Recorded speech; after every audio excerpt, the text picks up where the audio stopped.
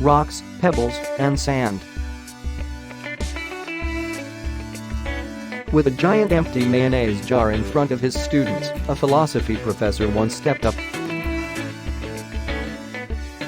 He filled the jar to the top with large rocks and asked his students if it was full. According to all of his students, the jar was full. He next placed small pebbles to the jar and shook it to distribute the pebbles among the larger rocks. "Is the jar now full?" he asked again.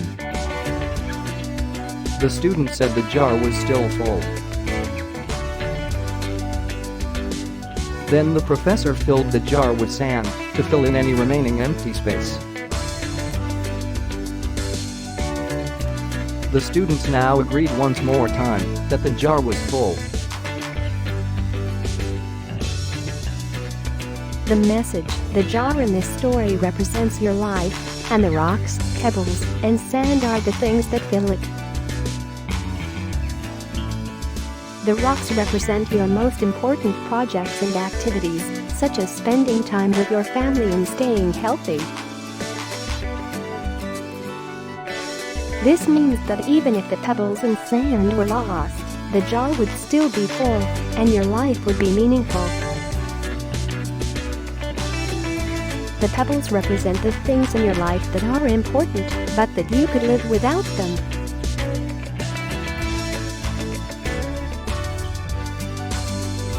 The pebbles are things that give your life significance, including your career, home, interests, and friendships. But they are not required for you to live a meaningful life. These things come and go and are neither permanent nor necessary to your overall well-being.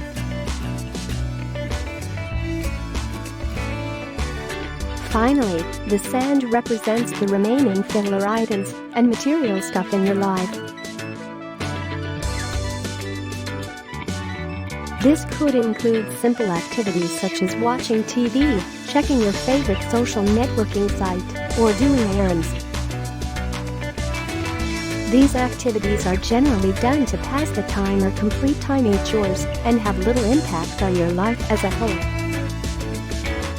Now, what lesson we learned from this story?